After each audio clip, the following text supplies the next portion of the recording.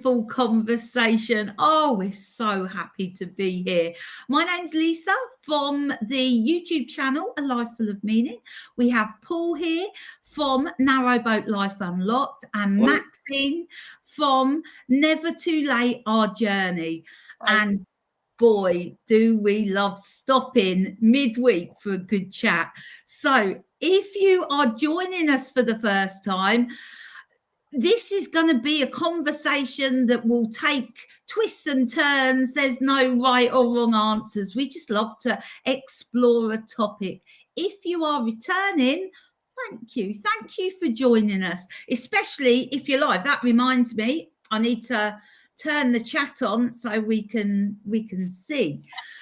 So this week we're going to talk about hobbies, and I am really looking forward to this. But before we get into it, let's catch up on the week. Paul, how's your week been? Yeah, it's been good. We've took a couple of weeks off from YouTube because we had so much to do, and because we're trapped on this section of canal, it's taking ages to do anything or go to work. So we've took a couple of weeks off just to take a breather, catch up. Anthony had some time off work. He's changed jobs, so we've been able to spend time together, go out for coffee and cake, which is one of our favorite things, and yeah, catch up with my artwork really. So it's been nice to have a breather and not feel that pressure of having deadlines. Oh, that's good. That's good. Does it make you realize just how much time it takes to put out a vlog? You know, the filming, the editing, the uploading. Yeah, definitely. I've done a little bit of editing in the 2 weeks we've been off, but not loads. And I think even with the time off, I suppose we've had more friends visit than we would normally, which has been nice. But yeah, I think, how do we fit it in? Because we just seem so busy all the time anyway. You just manage, don't you? You do. Yeah. And that's brilliant. Thanks, Paul. And Maxine, you were poorly last week. Well, you had COVID. How are you feeling now? I'm much better. I can feel the difference, but it's because I'm going out for my morning walks again with the dog, which I love. But I can feel it on my chest. But I'm nowhere near like I was feeling. And I got away with it very lightly because of having my jabs. So it's back to normal, really, doing everything. So, but yeah, we've had a busy week. We went down to see the boat on Monday to be able to see the paint job, because we hadn't seen that, which was fantastic to see it in the flesh. And we've now got a dinette as well. So we're getting there. We will be on in February. So it's all systems to go to get rid of everything now. Excellent. Well, I've had an exciting week. So we've been cruising. We're now probably about 4 miles from the point where we'll be meeting Nutshell's new owners on Sunday. So we've had a lovely week of cruising towards where we're going to meet. So that's been lovely. And I can't remember if I told you last week, but I went for a job interview last Friday. Well, I found out yesterday I got the job. Oh, brilliant. Congratulations. Who wouldn't give you the job, Lisa? Oh, well, I mean, I did think, they'd be crazy to pass this opportunity. But, I didn't say that, obviously. But yeah, they rang me yesterday, so I'm over the moon. It's only 16 hours a week, and I think it will fit in perfectly with our life and what we want to do over the next year or so. So yeah, it was good. Right. So shall we jump straight into it and talk about hobbies? Now, Paul, you suggested this, didn't you? Yes. It was just something that I thought, that all the things we've been talking about, what brings us joy, and it just sort of fell into place that, straight away I thought about hobbies. And I don't know about you, Maxine, but I do know, Lisa, from your channel, that you've had a few hobbies and you used to have a dabble with art. And I used to enjoy watching you doing that, because it was obvious that you enjoyed it. Yeah.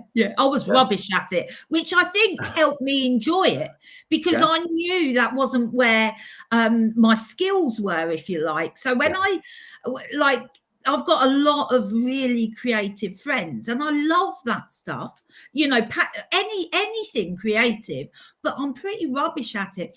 But on the upside, it's almost like, I know, like, say if we go to a painting class, I know my painting's going to be rubbish, right? I know it is, because I haven't got the skills for it to be good. So actually, I can just have so much fun with the painting because I'm not worried about the actual outcome. So, Yeah, it's funny you should say that, but art does bring out the inner child in people. And I suppose children would just paint and love it and not have that pressure, oh, he's got to be better than someone else in the class or better than someone else. But yeah, so that's a good point, actually. Excellent, excellent.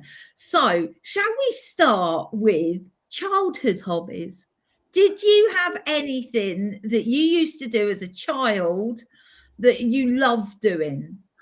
Yes, a couple of things. One of them, I was always into my art from age about 10. I used to love the Disney animations, and I used to love watching Disney every week, and Walt Disney was my hero. So I used to copy all the figures from the books and do my drawing, and the teachers in school used to display them. So I really enjoyed that.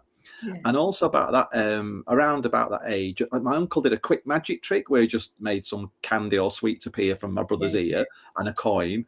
And it sort of sparked that interest. And I used to collect, believe it or not, do you remember the football stickers you used to get? And you'd have like an album of all the different football clubs, and you'd have to get all the stickers. I think it was chewing gum.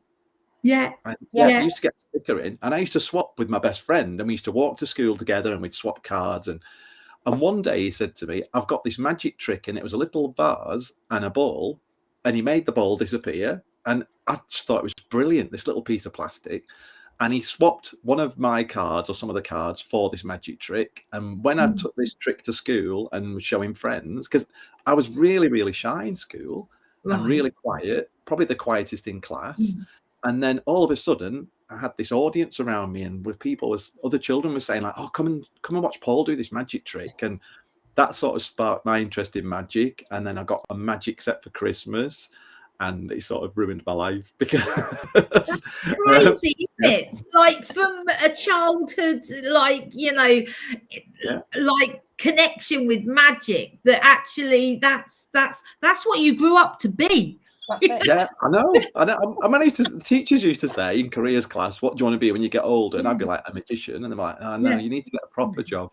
And it's such a shame, isn't it, in this country that, you know, it is possible, and I think they shouldn't discourage people from doing something they're passionate about. And I know they need to be realistic and say, you know, it's difficult to get into it, but it was almost from mentioning it, it was almost like saying, I want to be a pop star. And that's it. It was like, I want to be an astronaut. I want to be a racing driver. It was that. That's not going to happen. Have you thought about joining the police or joining the army or a normal job?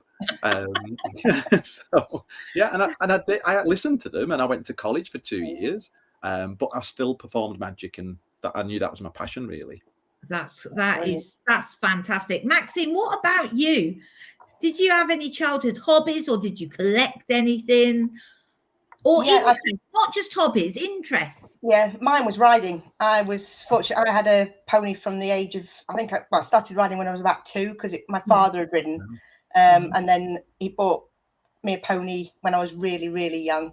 And I carried on that throughout, right up into I think I was 14, 15 before we stopped, purely because schoolwork got in the way, really. And I just loved, I used to go out every evening, every moment I could. I used to spend with my horses, and I really, really enjoyed that. And then the other thing, I used to collect rubbers. I can remember I used to have a pen pal in America that we were given at school. We were given pen pals, and I can remember them, and she used to send me these different types of rubbers and things like that, and because you used to be able to get all novelty ones, and they used to smell and things like that. I remember, and I hadn't remembered about it until we said we were going to do about hobbies, and I was like, oh yeah, I used to have all these different types of rubbers. So everywhere I went, I used to buy a different kind of rubber. Can I just point out to American viewers, are talking about erasers? Right, yeah. Good point. Yeah. I like that one, Paul. Well done. A strange thing to receive in the post. Yeah, from a child. Somebody's put a comment about you remain raised. We do. I used to love it. Remember, you got the what? And you used to have different smells, didn't it? Like strawberries and stuff. I used to love them, and the little black currants that you put on the pencils. That's it. All of those. All of those. I've gone right back to 1978 in my head when you was talking about that. Well, I know that horses, they're time consuming doesn't even cover it, does it? No. Because our daughter, she was mad into horses, and when she got older, as in she started to work, she actually brought a horse.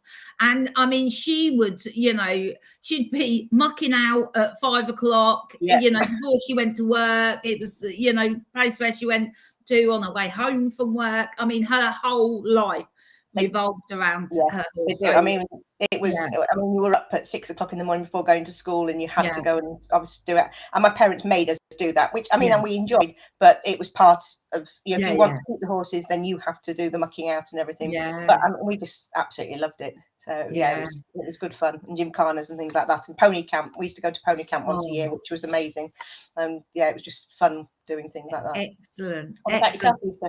Well, I was thinking, I was like, did I have hobbies? Did I? And then I remembered that I did stamp collecting for a little bit. So W.H. Smith's used to sell like these packets where it was a bit like equivalent to your football card thing. You'd buy a packet and there'd be all sorts of different stamps in there. You'd have an album and you'd put them in. I think it was like stamp collecting for age 8 or something like that. And they used to sell all the little bits, and I love that. I loved it. Me and my friend who lived next door, we used to do that, and we used to sit there and with all our stamps from around the world. And when we moved, I gave that to my daughter, and it was like, look, no, you can do what you want with it, but she was really interested. And actually, she only talked about it a couple of days ago. I mean, she hasn't still got it, but she said she loved it when she was like going through the albums and there was all the stamps from the different places. So, that's one that sprung to mind. I'm sure there was loads. I mean, I was quite fickle, I would literally go from one shiny thing to another. I didn't have staying power to get good at anything. I just kept going. So I wonder if our hobbies reflect our personalities. That you're saying that you sort of flip from one thing to another, and also collecting things. I think my friend was really into stamp collecting, and maybe that collecting thing is what makes us hoarders later in life. Do you think? I think so. Because how easy is it if we know that someone loves a certain animal or a certain thing? How easy is it when it's their birthday to then say, oh, here you go, here's a whatever with a picture of an elephant on or something like that. And then that person gets, inundated with all this stuff. And a friend of mine, she said she'd like, I can't remember what it was, but it was like, she said she'd like something and she was inundated and she was like, I don't even like them anymore. And just Christmas or birthday, she gets given something. If anyone's watching, I love collecting coffee. Coffee, chocolate, cake. We collect all those things. Yes. So I'm just going to say hello to everybody that's watching. So, lots of well done on the job. Thank you, everyone. Thank you. Anne, this is, let's take this. Anne, I crochet, knit and have a spinning wheel. Love watching some YouTube videos, read, but it is good thing. Filling in every moment. Is it a good thing, filling in every moment? Seems science is saying that being bored has merits health-wise. Well, that is such a fabulous question, because on my list here, can you have too many hobbies? Right. So let's look at both of those things. Number one, Anne, well done. Crochet, knitting, spinning wheel. That's a full life. But science is saying that being bored has merits health-wise. So what do we think? Like, can we have too many hobbies, or can we cram too much into our lives? What do you reckon? Oh, I don't know. It's a difficult one, isn't it? Go on, Maxine. I'll let you go first. I'll have a think. I'm terrible 'cause I don't like being bored, and Right. I have to be doing something. I just Yeah. it's not a good thing, because I think it is really, really good to go and have time out and just. But I don't think that time out is a boredom thing. But people just say, "Oh, you're going to be bored because you sat doing nothing." But it is. I think it is good for your mental health just to be able to go and sit and chill out and have peaceful time.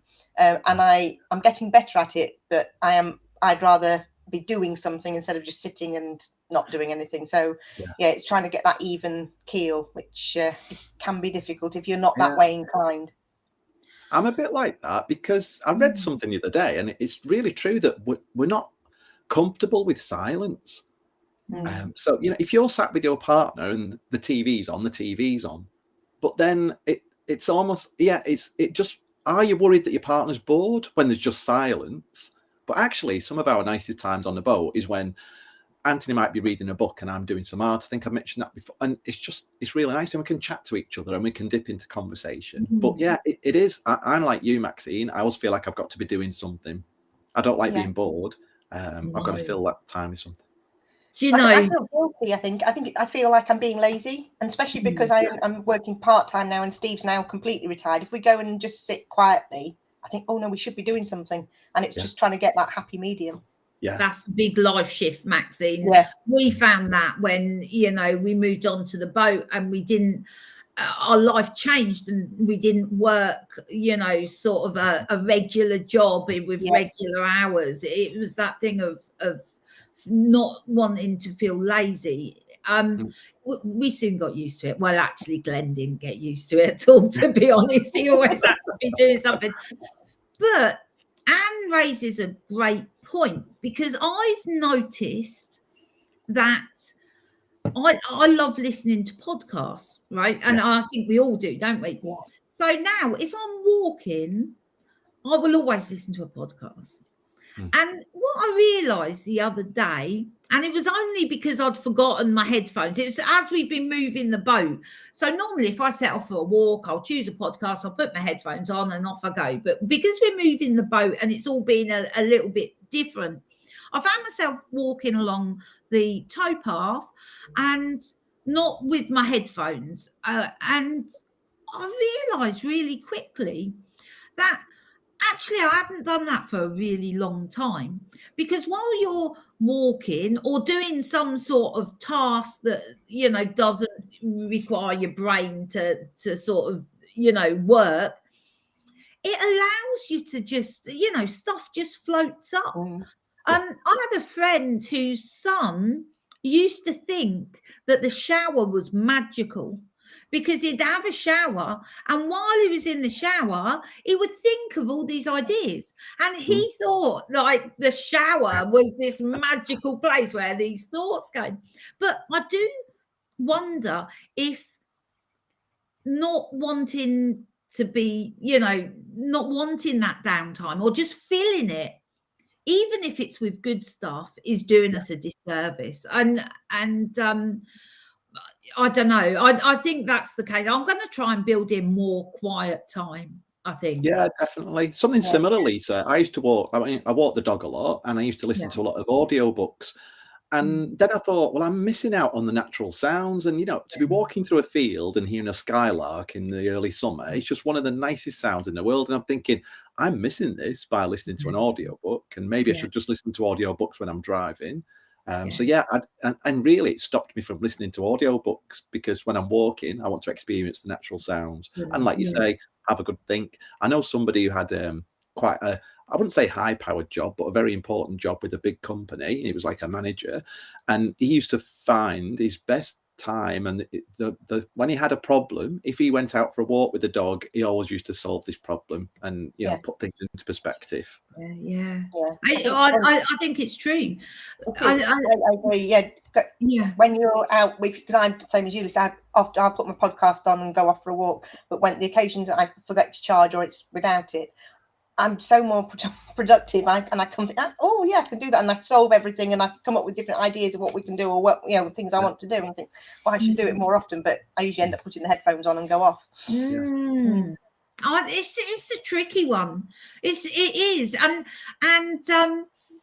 I want to say, when we talk about lots of hobbies, the question is, can we have too many hobbies?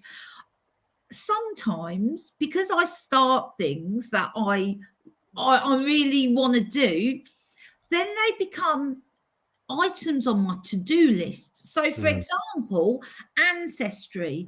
I love doing that throughout lockdown.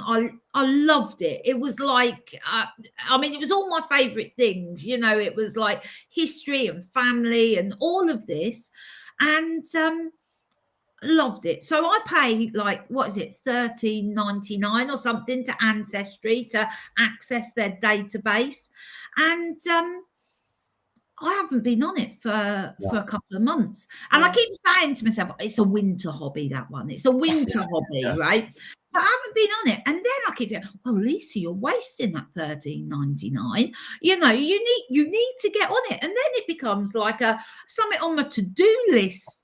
So I'm like, oh, do I think, okay, I haven't got time for that, and then decide, like, okay, I've got a couple of months, that's going to be my hobby, like, that's going to be my focus. I don't know, I'm not sure. Do you think that's like gym membership, that I pay to a patron of an artist, and my intention was, if I'm paying, it's going to make me watch this artist doing these instructional videos, but it never works like that. And I think sometimes we sort of justify spending money on something because we think it'll force us to do that hobby, when actually it doesn't. So interesting. Oh yeah, talking about too many hobbies, someone asked, I think, actually, what hobbies has Anthony got? And I think we need another hour, because as well as being a manager of the radiography department, he learned to fly, he learned to ride a motorbike, he did an MVQ level 2 in hairdressing because he thought it'd be something interesting to do. He studied Spanish. And at our civil partnership, we had a game of Anthony's hobby bingo. It was a big long list of hobbies, and what has Anthony not done? Cake baking, cake decorating. He's done everything, but he seems to find time for it.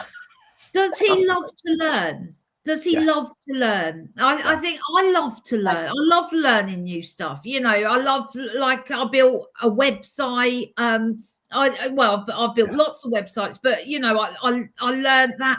I learned how to edit video. I actually love the learning bit more than the actual thing. So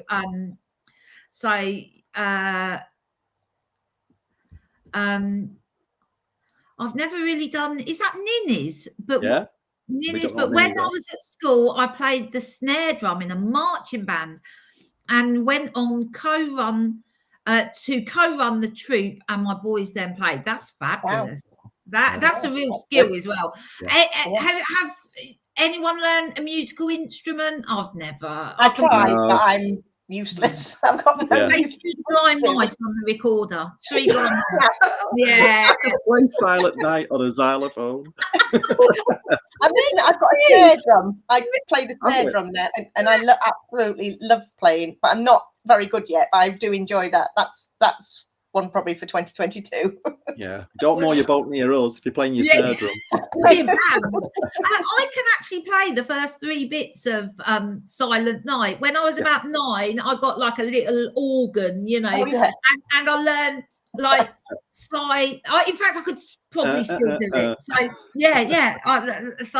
I'd love to play the piano, and that was another thing. Anthony learned to play the piano, and I used to sit there and think, all right, I'm going to, and that was a good thing as well. I think if you find a hobby that forces you to practice, and it does make you.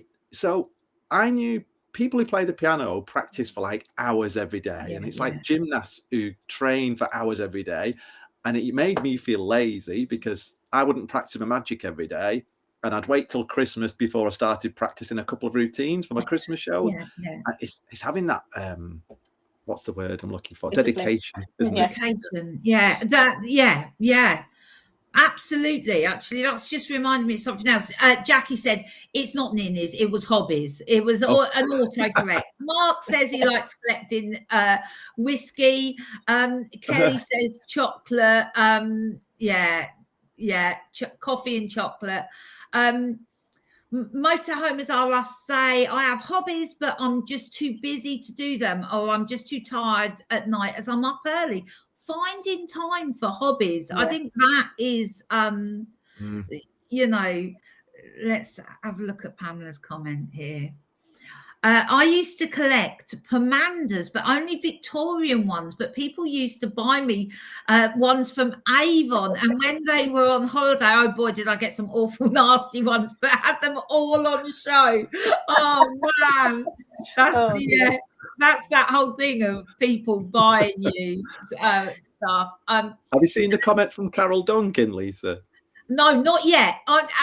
Andy says he likes cooking. Currently cooking chunky homemade chicken soup. Oh, that smells good. Mark, doing nothing tends to lead to reading a book or listening to music, and a cup of tea or coffee and a biscuit or cake. Mark, that's really interesting because music brings me so much joy. I love listening to music. I love watching it live. I'm not, as we've discussed, apart from Three Blind Mice, I'm not very good at playing it.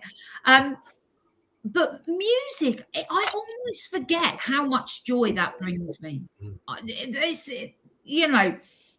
must remember, the simple things that sitting down listening to music just is such a joy. So Carol says, let's my grandma taught me to knit when I was a child, but unfortunately never taught me to cast off. So I'm going to never-ending Doctor Who scarf. I must watch a YouTube video and learn. Oh, Carol, that's excellent. That's excellent. You could be a world record breaker with the longest scarf. So that's cool. Oh, now this is a really interesting comment from Mark. I found volunteering has been one of the most rewarding things I've done as an interest or a hobby. I'm so glad that someone's mentioned volunteering, because Glenn has spent a massive chunk of his life volunteering. I mean, he was a special constable for almost 15 years, and the time commitment he gave to that was incredible, and he got so much from that. And then when he left the police, he went on to volunteer for Age UK and did the when people drive cars to take people to hospital and stuff, he did all that. He's done loads of volunteering, and he gets so much from volunteering. So thanks, Mark, for mentioning that one. So so Trev's a bit like me. He calls himself Jack of all trades, master of none. That's like me with hobbies. So someone taught themselves harmonica over lockdown. So Andy said used to volunteer with people for people with learning difficulties. Did it for over 21 years. That is excellent. Can I share something that I've considered for years? Okay, so it's about hobbies and community. It doesn't apply so much to boating, because the boating community is the boating community, and it's very different from anything like I'd experienced on land, if you know what I mean. So when we lived in a house, I used to feel that the area, which is a modern housing estate, was devoid of community. Definitely. Okay, and I used to, it used to concern me. Community is my thing. I think we need to be plugged into a community. And I realised that because our lives are different now, so they used to be very centralized. You know, we used to live in a location, we used to shop there, we used to know everybody in our community, and our lives were smaller.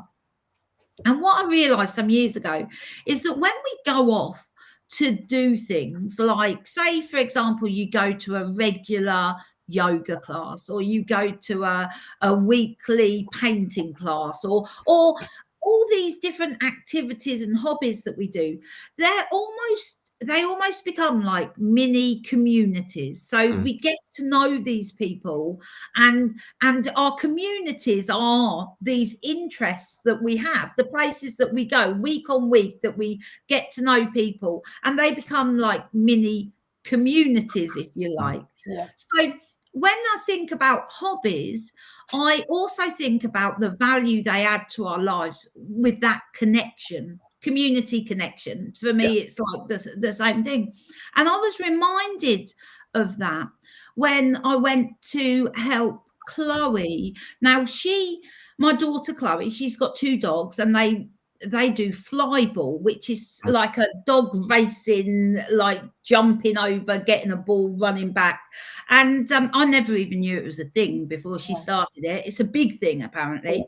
And when I went to an event with her, I was blown away by the amount of people that do this, and the community of people doing flyball. And my daughter had got not just friends that she saw sort of every week or at every tournament or fixture, but these people were like real close friends. They go on holiday together, they do dog stuff together. You know, it had become an integral part of her life and her identity. And I just wondered, you know, what you thought about what hobbies give us in terms of connection. Even an online community of, say, crocheters or knitters, people that gather with a hobby or an interest, and the connection that gives to us. What do you think about that? Yeah, that's another good point as well, and it's so true. And there can be stuff going on in your community you don't know about, and you can get involved with. I mean, we used to take Dexter to puppy training, and we got to know so many people from that, and it was such a valuable thing to do. But interestingly, right across the road from where we lived, when we lived in a house, it took 10 seconds to walk to this church hall from our house, and there was an art group on there. And we lived in that house for 12 years. And for 10 years, I kept saying I might join that art group. And Anthony said, well, why don't you go across? And I went across and chatted to them. And they said, oh, you're very welcome here. And they made me, you know what you're doing. And I think I was anxious that I wasn't good enough. And then I joined the art group, and I so kicked myself for not joining it, because there's such a fantastic group of people, and we had such a laugh, and we all had that common interest in art. And there was they were so enthusiastic, and we'd sit down for an hour before we did any art, and we'd all chat about stuff that was going on in our lives. And then we'd have a Christmas party, and you get to know these people, and they do become really close. Another thing that we did, about 12 years ago, we started going ice skating on a Monday night. Guess whose idea that was?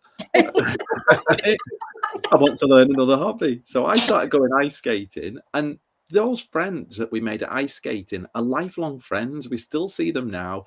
Like you say, we go on holiday with them. Some of them we invited to our civil ceremony. We're staying in touch with them. They come and see us on the boat. And we'd never have met those people. And to think that those people are such a big part of our lives, some of our closest friends, if we hadn't had that hobby, we'd never have met those people. So it's so true what you're saying, Lisa. Yeah, I love that. I love the fact that you go somewhere, you meet these friends who then come with you for, through your life, and experience, holidays and adventures with people who you met through a hobby. I love that. Maxine, that must have been very much like when you were younger with the horse, that whole horse, equine community, all those events that you talked about. It must have been a feeling of belonging and being in a, with friends, with this big circle of friends. That's it. We used to meet up and go out for a hack together and things like that. And I think, especially because I moved an awful lot when I was growing up. I think I must have lived in about 10, 12 houses. My parents like to buy and sell, so I constantly moved. So it was really good having the horses there, because then it was easier for me to make friends, because you used to always stick together, really. And so it was an easy way of meeting new people because of changing houses all the time. So it was really, really love it. I love it. Makes me think about the other positive benefits of a hobby. I mean, there's hobbies that keep our brains working when we're learning something. There's hobbies that we get that connection with others, which makes us feel good. There's hobbies that are physical activities that have the benefits of keeping us strong or mentally healthy. I love it. I love it. The next question is actually, how many hobbies have you on the go at one time? So we sort of covered that, didn't we, with how many but I've got a great question next, actually. Let's have a look. Is drinking rum considered a hobby? Says the narrowboat pirate. Well, I guess that was going to be Heidi. I was going to say, if you're a narrowboat pirate, I think it's an essential part of your identity. So Jackie's, but yes, Heidi, it's the law. So yeah. Pamela Smith makes a good comment. Yeah, let's do that one. I'm really lucky. Live in a tiny seaside village, and we all help each other. A couple had a really bad fire, but by the end of the week, they had somewhere to stay and lots of clothes and new furniture. Then an old lady had £500 stolen, but in the end, we collected over £2,000. Wow. Yeah, I haven't got the last bit of that message, but that is fantastic. That that is wonderful. That's community, isn't it? That really is. Oh, right. I'm just pressing all the buttons now. I'm getting ahead of myself and going horribly wrong. Andy says it's very hard nowadays, Lisa, because you can't do this and that, and there's all laws. You can't even sit on Santa's knee. Yeah, we just don't know who Santa is. So because he's an adult. Yeah. No, you can't sit on Santa's knee. William says, let's have a look. Being a retired Devonshire boy now living in Canada, love your trips around Devon and Paul's boat life. Oh, thank you, William. Carol says, I find walking with my dog Teddy is the best relaxation, and you always meet people and end up chatting. That is so true. And Anne says, what's that old saying? You can pick your friends, but not your family. My current friends, I've met them through my craft, so we're like-minded, so easy to spend time with. Not always the case with family. Yeah, that's a good point. Okay, here's a question for you. So you've got a hobby, you love it, you just want to do it all day long, whatever it is. So you decide to monetize it and start selling or making a living, just like you with your magic, Paul. You take your hobby and you say, I'm going to do this and it's going to be my job. Now, does that spoil it? I think I'm qualified to answer this question because I was looking right at you when I was. I think I've always been an entrepreneur, and the very first time I even went to a garden centre with my brother, I got home and I said, if we buy this plant and split it into 10, we can sell 10 plants and make money from it. Right? So I've always, and then I got into photography, and I thought, well, I'll start doing wedding photography. And that really took the enjoyment out of it, because it was such a stressful environment. I think if you find a hobby such as, but even my art, it's such a lovely hobby, but then there are pressures when it becomes a business, because you've got deadlines and you've got commissions to do, and you know it can take over and it can take the enjoyment out of it. I think with photography, I found that too difficult an environment, because if you're at somebody's wedding and the pictures don't turn out, that is quite stressful, isn't it? Or they don't like the pictures, and then you spend months and months designing a wedding album.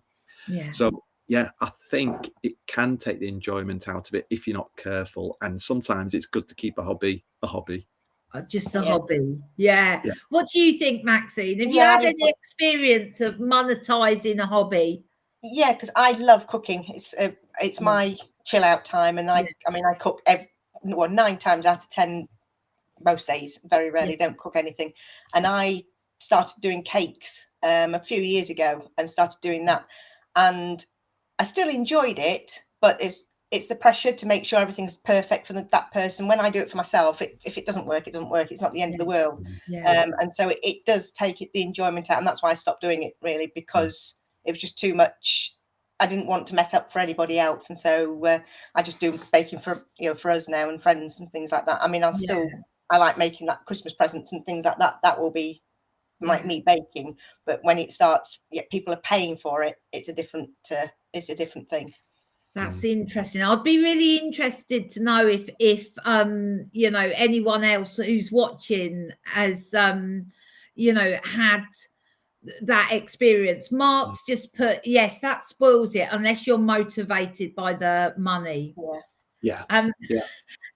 Andy said, am I drinking out of a plant pot? And no, this is my mug. But do you know what? Funnily enough, I did put a plant in it once when I wasn't using it as a mug. So essentially, yes. So and Mark's, but does it stop being a hobby if it becomes your business? Sue asks, Maxine, you answer this one. Listen, please can you tell me Maxine's YouTube channel? So go on, Maxine. It's Never Too Late, Our Journey. And I think Jackie's already commented. She's put Never Too Late. Thanks, Jackie. Right. Yeah.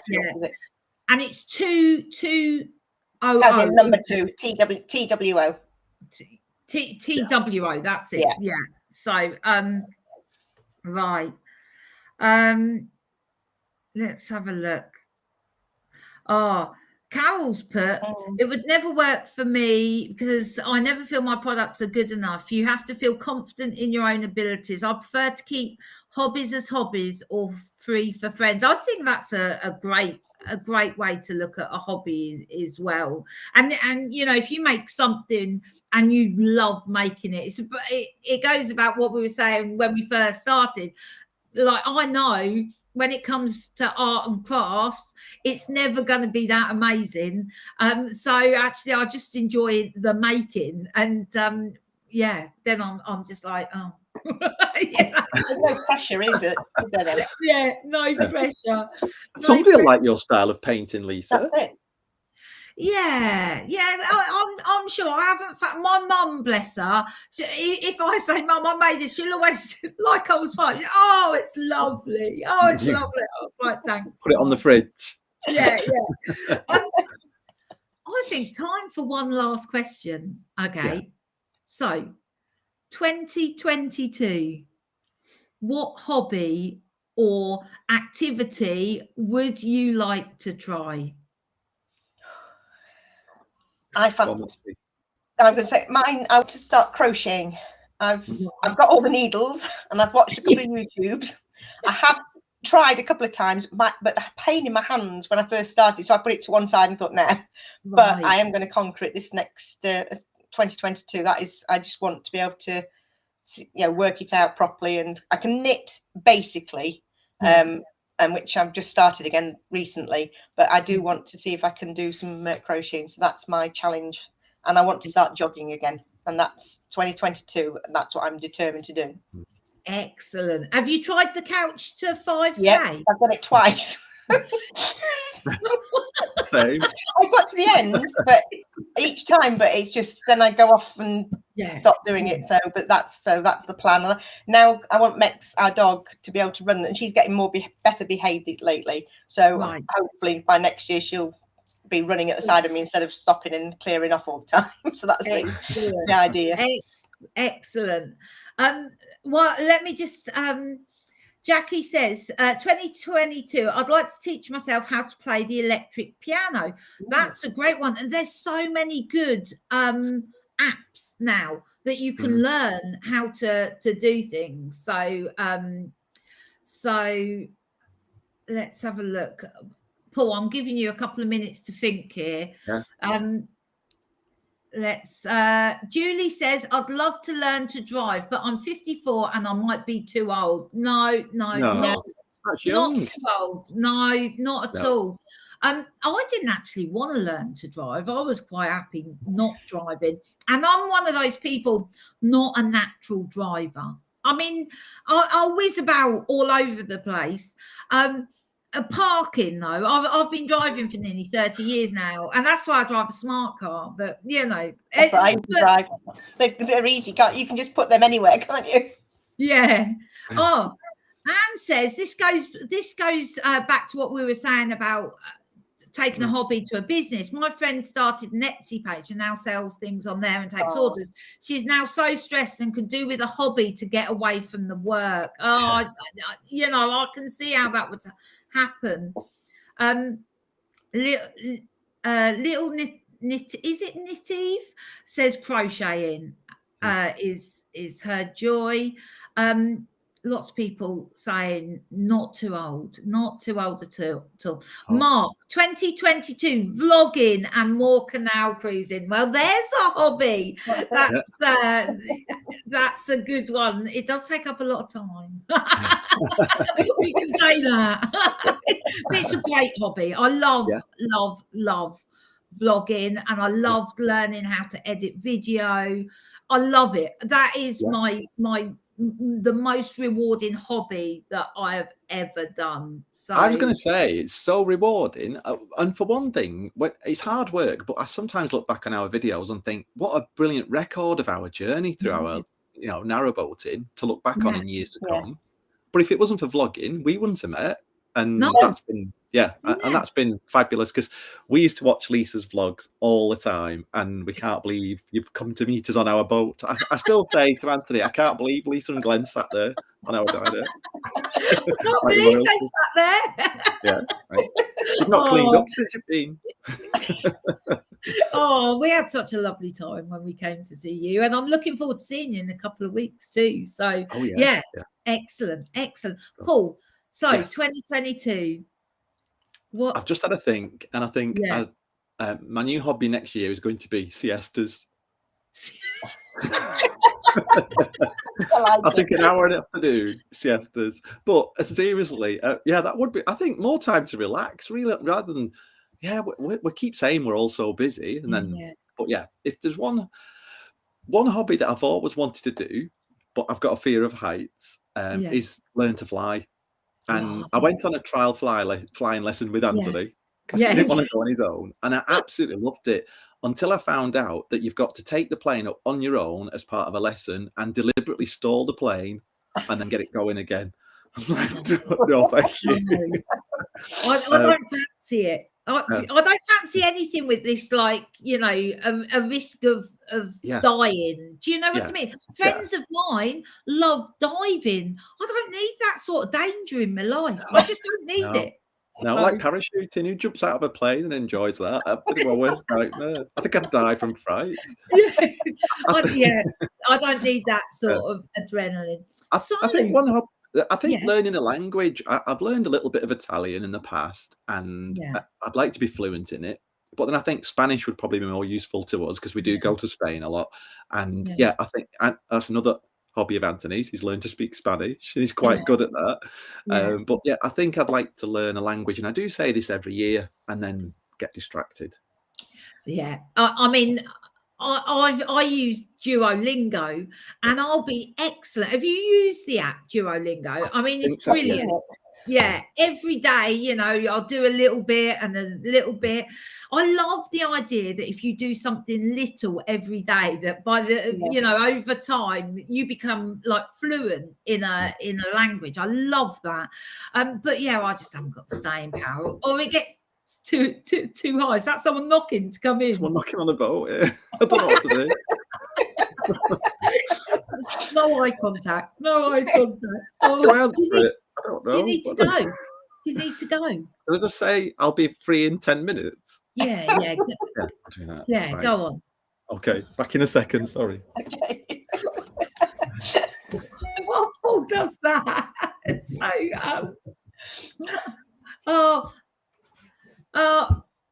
I've just I think realised. it's our boaty neighbours, and I think they've realised, so they just waved through the window. Yeah. Yeah, waved. Yeah, like. I'll see you I've later. just realised Mark is Mark from Yet Another Canal Adventure, so he knows how long it takes to do Yeah. to do that. I haven't got my proper glasses on. I can't see the little pictures of people at all. I have no idea. Little Niteve says, I taught myself how to play the guitar and crochet and card making and knitting. So Wow. yeah, excellent. Shall I tell you my new hobby Yeah. for 2022? I am going to find a creative writing class. I've got an idea for a book, and I don't, there's no part of me that's thinking that I'm going to be the next J.K. Rowling or anything like this, right? But I had this idea for a storybook for the grandkids, and I just love to write it as a really good story. So I'm going to find a local creative writing group, and I'm going to write it. That's my 2022. That Excellent. one. So yeah, Excellent. I'm excited about that. So Andy says that was good magic, Paul. You disappeared. Not only that, you made the people the knocking. I was on ice skates while I did it. Yeah. I'd love to ice skate down the canal. Like last year, the ice was so thick. Yeah. We were throwing massive rocks, and I thought, how fab would it be for the vlog if we were going past the boat ice skating? No one else has done it. Yeah, They do it in Amsterdam, don't they? Yeah, they do. Yeah. They do. That's 11 this challenge. Yeah. That's it. 11 years ago, it was really snowy and cold in the UK, wasn't it? I remember because our grandson was just born. He's just celebrated his 11th birthday. William says, I find writing short stories about the war years a good hobby. And Carol says that she uses Duolingo for Italian, but it's quite hard to stick at it. So, ciao. Yeah, all good. Well, that was an excellent chat. I really enjoyed it. Thank you so much. No, really enjoyed that one. Thank you. And next week, Maxine, you've come up with some really good questions. So we'll be doing those next week, and I'm looking forward to that already. So, but for today, I think that's it. We got to say goodbye. Thank you for being this moment of calm and conversation midweek. Yeah, I really appreciate you for being here. Thank you so much. No, it's the best membership. It's better than going to the gym. I love doing this every week. Yeah, absolutely. Isn't it funny that we always find time for it? We do. Yeah. It is. All right, guys, take care, and we'll see you next week. Thanks a for lot. watching. Bye, everybody. Bye.